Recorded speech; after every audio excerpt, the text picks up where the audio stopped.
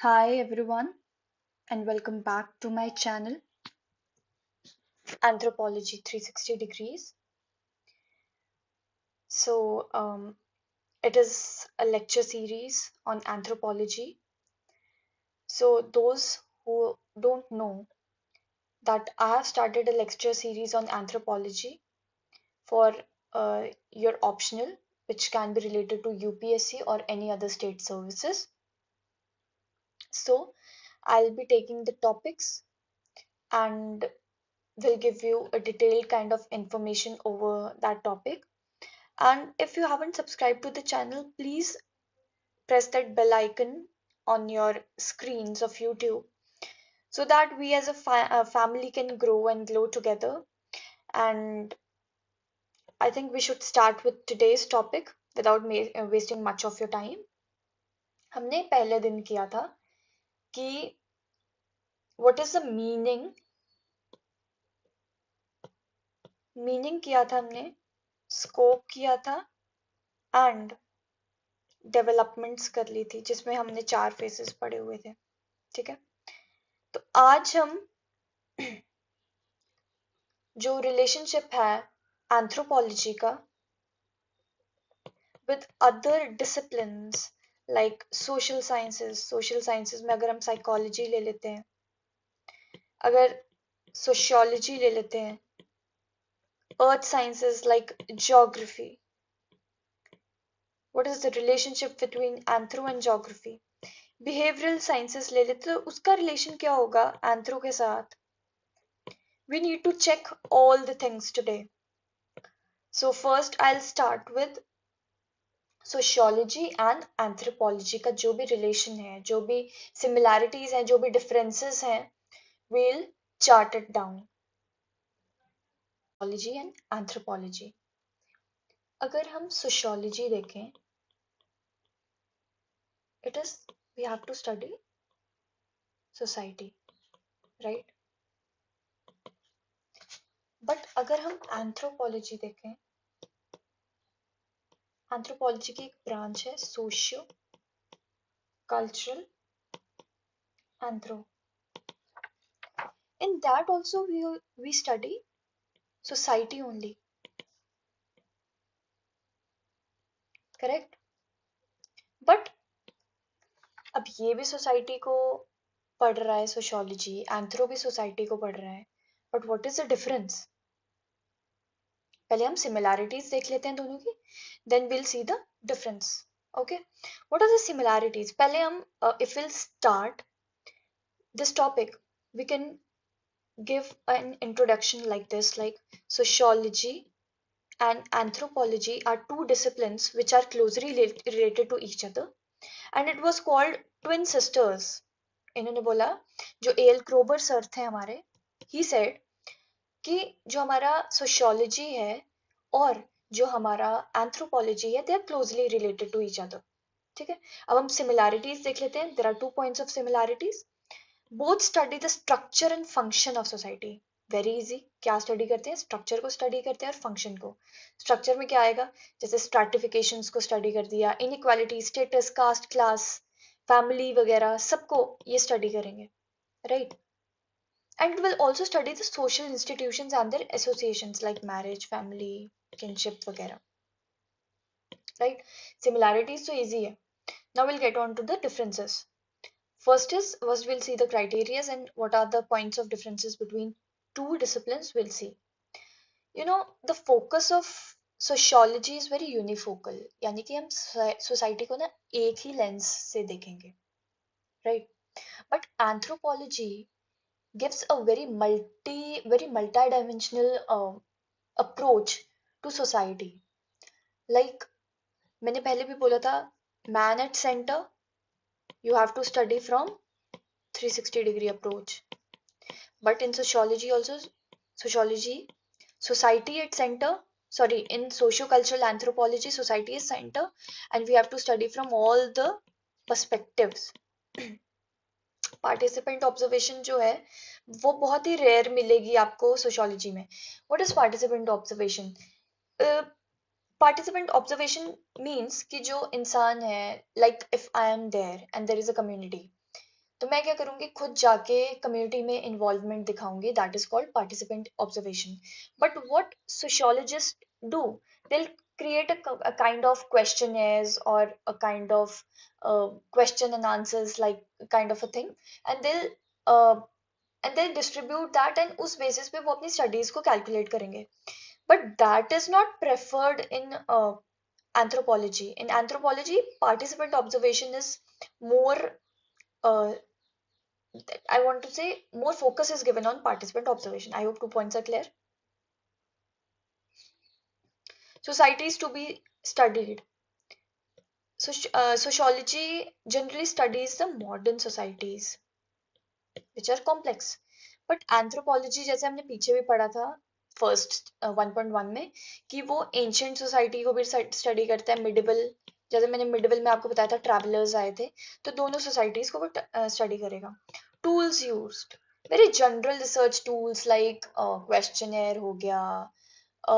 These kind of tools are used in sociology. But in anthropology, wider tools are used like participant observation, emic etic approach आ जाएगी इसमें. emic etic हम आगे पढ़ेंगे. emic approach मतलब आप अपने आप को उस कम्युनिटी में, you are in the shoe of that person, to be very precise, right?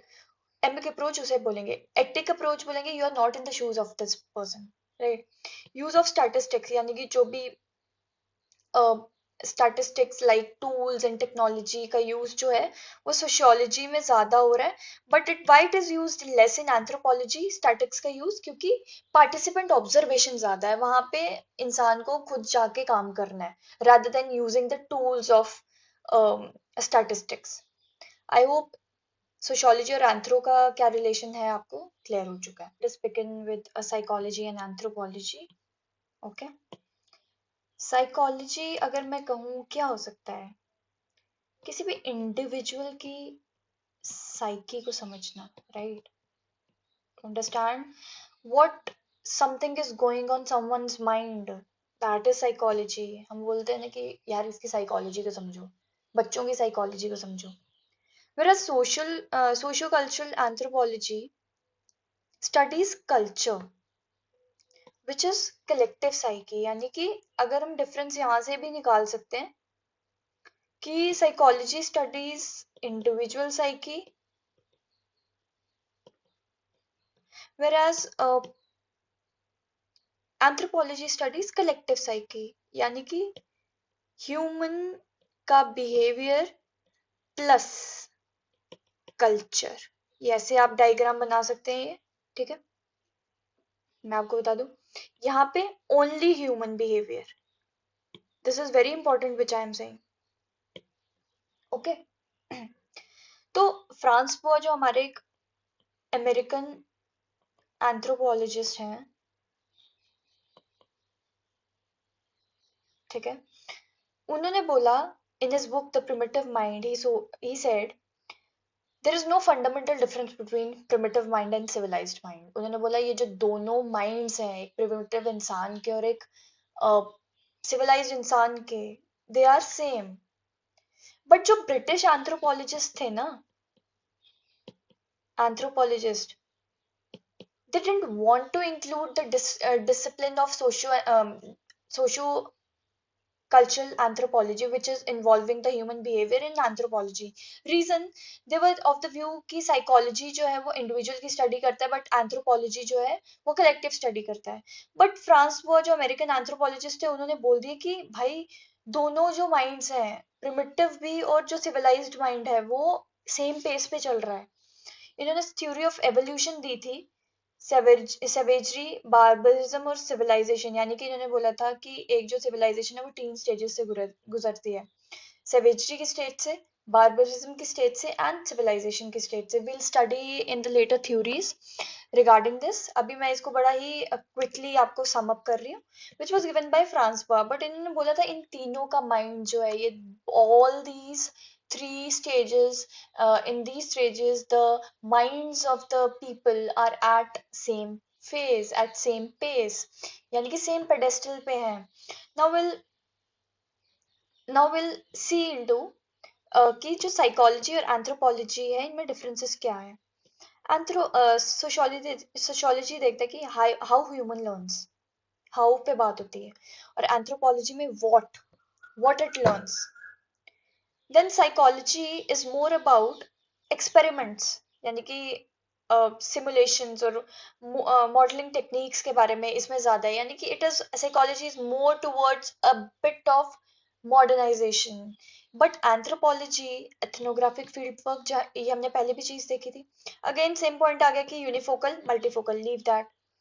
Then इन्होंने बोला कि जो साइकोलॉजी है deals with more of mental part, but मैंने आपको ऊपर बताया था सोशल एंथ्रोपोलॉजी जो है वो डील करेगा बिहेवियर से भी और कल्चर से. ठीक है. Again focus on industrial societies, pre industrial societies, again primitive, emphasis on biological basis, cultural basis, यानी कि आप कह सके जो साइकोलॉजी है as a subject it is focusing only on the psyche but not on the culture, यानी कि it is more leaned towards biological aspect, whereas the anthropology is inclined more towards cultural aspect, right? Quantitative data यानी कि numbers पे number game ज़्यादा है, यहाँ पे quality like ethnographic field work. I hope ये वाला portion जो है it is clear to you people. So here it is in the form of question like relationship of anthro with life sciences. Life sciences includes branches of science that involves scientific study of life and organisms. Just इस definition को ना बड़े ध्यान से देखना. Branch किसकी है? Science की. बट कैसी स्टडी है? Scientific. Right. Involves labs, involves tools, involves apparatus. But is that involved in anthropology? No. Right? Anthropology में क्या होगा? यानी अगर हम फिजिकल एंथ्रो पढ़ रहे हैं, अगर उसमें प्राइमेट्स है, कोई स्कल मिल गया, तो हम क्या करेंगे? Participant observation. टूल्स इन्वॉल्व होंगे but not as extensively used in life sciences like biology or zoology, like clear. Anthropology, especially biological anthropology, it is related to life sciences. Like if I show you here, both study evolutionary data. We'll study the primates. हम इसमें genetics and evolution के बारे में पढ़ेंगे, molecular biology के बारे में पढ़ेंगे, physiological aspects के बारे में पढ़ेंगे, pathological related to diseases we'll study also, right? Now let us jump to the differences. There is lack of ethnic elements, very important point. And वहाँ पे anthropology में क्या है कि incorporates ethnic elements like behavior and attitude to be very precise. The life sciences involves only biology and zoology, but no cultural element is involved in this. But if you say about the anthropological leniency, we see that ethnic elements plus behavior आएगा, यानी कि culture का aspect आएगा, plus zoology and botany. ये diagram आप बना सकते हैं. फॉर्मल साइंटिफिक लैब्स, जैसे मैंने ऊपर बताया था कि साइंटिफिक लैब्स लगती हैं, बट एंथ्रोपोलॉजी में क्या है कि you don't require extensive labs, extensive apparatuses. You only require the surroundings. The community acts as a lab. Now observation for data collection. But वहाँ पे क्या होता है एंथ्रोपोलॉजी में? पार्टिसिपेंट ऑब्जर्वेशन होती है, राइट? लाइफ साइंसेस में क्या है कि लेसर ऑब्जर्वेशन टाइम लगेगा, ठीक है? यानी कि अगर हम मेंडेलियन ने जो पी प्लांट को स्टडी भी किया था वो बहुत ही कम टाइम में किया था, बट अगर हम एंथ्रोपोलॉजिकल एस्पेक्ट देखते हैं तो बहुत ज़्यादा टाइम लगता है एक चीज़ को स्टडी करने में. Life sciences is older as discipline, but we know कि जो फिजिकल एंथ्रोपोलॉजी है वो रिसेंटली डेवलप हुआ है. Again a very small topic, I hope it is. Anthropology and history.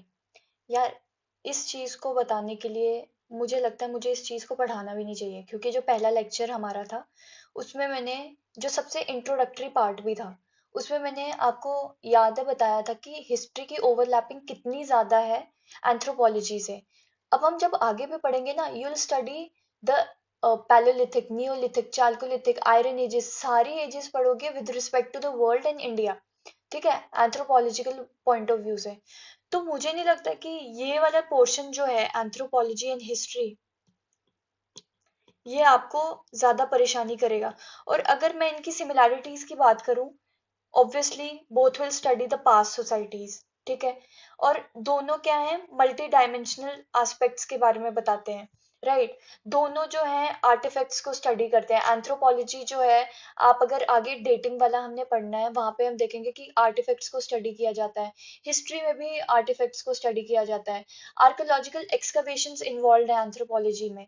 Right right? History में भी एक्सकवेशंस इन्वॉल्व है. जैसे हमने पढ़ा था कि डी आर सानी and R D Banerjee excavated Harappa and Mohenjodaro. Right, तो कितनी ज्यादा ओवरलैपिंग है एंथ्रोपोलॉजी और हिस्ट्री में. But again the point is, अगर दोनों सेम है तो डिफरेंस कहाँ आता है. राइट, हिस्ट्री में हम क्या कर रहे हैं, we are just studying the men, मतलब एक्सकवेशंस वगैरह जो भी है. बट आप कभी कभी ना, आप हिस्ट्री पढ़ोगे ना, उधर क्या होता है, हम देखते हैं कि culture of IVC. So that aspect involves the anthropological aspect, right? वो प्योर हिस्ट्री नहीं आ गई उसमें, वो एंथ्रो का एस्पेक्ट आ गया. I hope it is clear. Differences क्या है, हिस्ट्री जो है सिर्फ ह्यूमन पास्ट को स्टडी करेगी, वेरी ऑब्वियस. बट एंथ्रोपोलॉजी जो है पास्ट और प्रेजेंट दोनों को स्टडी करेगी. ठीक है, एंथ्रोपोलॉजी क्या है, रिसेंट सोसाइटीज यानी कि present societies plus the past. Mostly non experimental studies, but यहाँ पे एक्सपेरिमेंट्स इन्वॉल्व होते हैं एंथ्रोपोलॉजी में.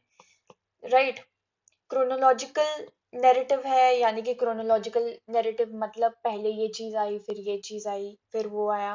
बट जो एंथ्रोपोलॉजी है उसमें क्रोनोलॉजिकल नैरेटिव ऑब्वियसली होगा ही होगा, बट एक मल्टी डायमेंशनल एस्पेक्ट उसमें इन्वॉल्व हो जाएगा कि अगर ये चीज पहले आई तो क्यों आई. ठीक है, वाई का कंसेप्ट आ जाएगा. ठीक है, ये क्या करता है, सिर्फ स्टडी करता है इवेंट्स को और सक्सेशंस को, यानी कि इवेंट्स को पढ़ेगा कि पहले ये चीज आई, दूसरी ये आई, तीसरी ये आई, चौथी ये आई. बट एंथ्रोपोलॉजी क्या करेगा, क्रोनोलॉजिकली तो स्टडी करेगा ही करेगा. बट अगर हमें कोई बेटर मेथड दिखता है, हम आगे जाके पढ़ेंगे कि एक हमारे स्कॉलर है, उन्होंने बोला था कि क्रोनोलॉजिकली जरूरी नहीं है आर्टिफैक्ट्स को अरेंज करना, you can also arrange them in in the form of geography, की पहले हम अमेरिका से स्टार्ट करें, फिर यूरोप से, फिर एशिया की तरफ आए वैसे. तो जो हिस्ट्री है वो ये वाला एस्पेक्ट, ज्योग्राफिकल एस्पेक्ट जो है वो इन्वॉल्व नहीं करेगी. But anthropology it will involve a 360 degree aspect.